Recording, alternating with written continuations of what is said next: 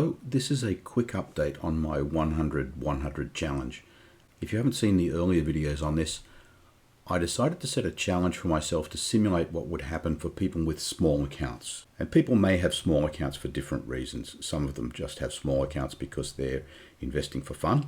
Some simply because they just don't have a lot of extra capital. So I set a challenge where I created a $100 account and I aim to create 100% profit in 100 days. That doesn't sound like a lot when you see some of the videos around with people claiming enormous profits, but I think that a lot of those videos are quite contrived, and 1% per day is quite a good return overall. But I understand that there's a difference between starting with a large account where you can take more risk and a small account where you really have no room to move. That's why I started with a $100 account. Good news is I've reached the end of day 76 and I've reached the target, and I now have a balance of just over $200, as you can see on the screen. To recap a little from the earlier videos, I was doing quite well up until this point where I went against my own advice and took some gold trades. And they went against me, and because gold moves very quickly and by large amounts, I gave up pretty much all of the profit that I had made. Now, if you're looking at this little bump at the beginning here, I did mention at one stage I started with a different broker, but because I live in Australia, that broker was forced to give me the Australian regulated conditions, which limited me to 30-to-1 leverage, and I couldn't really trade well with that. So I cashed all of that in, moved to another broker. So there was $8 of profit that actually came forward into this broker that you're seeing on screen. So the starting balance there is slightly more than 100, but you'll just have to trust me that when I did begin earlier in the week with a different broker, I had $100. So profits were going well. I took a gold trade, which lost everything, and I then went into a kind of panic mode trying to recover. I was taking bad trades, I was over trading, and you can see it paid back here by another loss.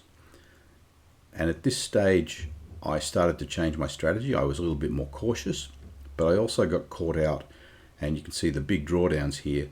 The market moves were different to the way the market had been behaving beforehand, and I had some trades that went well into drawdown. I went down to, as you see, 50% of my initial equity, but those trades were still open, and the profits came back and rocketed me back up here to a point almost equal to the losses that I incurred on those gold trades.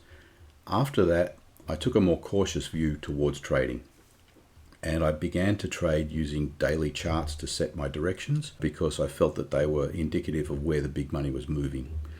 I did have to hold some trades overnight, sometimes for several days, but following the daily charts tended to give me a better view of where the market was moving. And eventually I have, as I said, hit this point.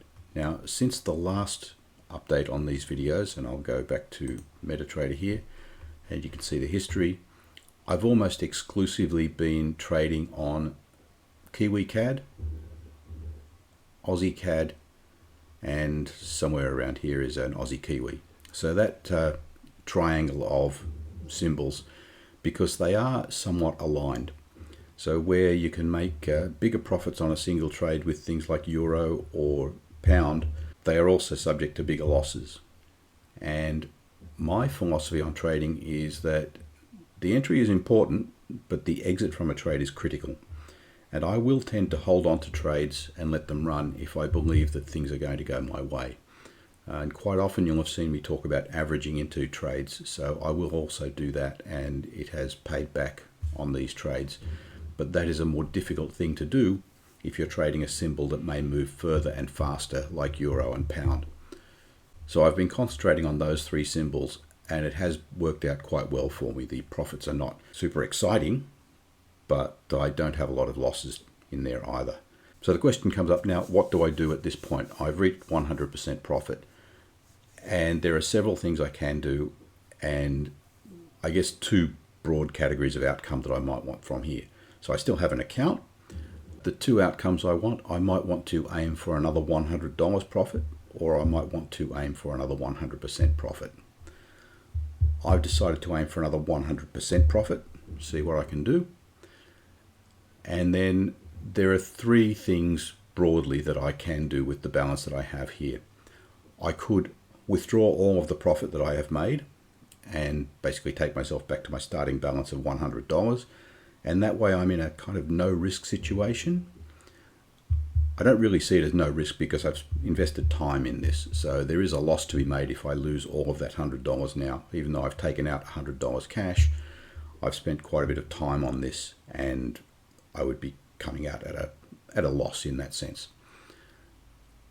So I can do that, and then at the end of the next cycle, if I do manage to achieve that 100%, I would have $100 in my wallet and $200 in the trading account. So that would be a total $300. The other thing that I quite often do with larger accounts is that I will withdraw half of the profit. So in this case, I would withdraw $50, leaving me with $150. If I then trade to 100% profit, that will be $300 in the trading account and $50 in my wallet that I've withdrawn, so $350. And the other thing, of course, is to just let it all run. Leave $200 in here, aim for 100% profit, and then I'll have $400 if I achieve that. But I'm putting everything at risk. And when I say putting everything at risk, it's really only at risk if I make the trades to put things at risk. Just having the cash in the account is not really being at risk. So I am going to go with leaving everything in here and see if I can make another 100% and reach a balance of $400 within the next 100 days. So I'm still aiming at an average 1% per day. And I'm going to continue to trade using the daily charts, basically looking for price momentum. And I'm going to stay with these three symbols and just see what I can do. I will probably begin doing multiple trades per day rather than take simply larger trades. I might take 2 or 3 trades and have them all open at the same time and let them run until I make profits on those. But we'll see what goes from here. But that's my update so far. You can see the results on MyFX Book. I'll leave the link in the description where you can see that. I do have some other accounts that have done quite badly, but they are fully automated accounts. And they were hit very badly by the tariffs from the US when the markets simply moved too far too fast. But it is a lesson to be learned. When you've got a small account, it wouldn't have stood up to those moves at all. And even my larger accounts blew. But there is a bit more of a story to those, and I'll maybe come back with another video on those in the future. That's my update for today. I'm not trying to tell you how you should trade. I'm not providing any strategy here. I'm just letting you know how my trading is going. So thank you for watching this. If you feel like helping my channel, click the like, click subscribe, and click the bell icon. I will be coming out with some other videos soon where I'm going back to testing strategies. So until next time, thank you.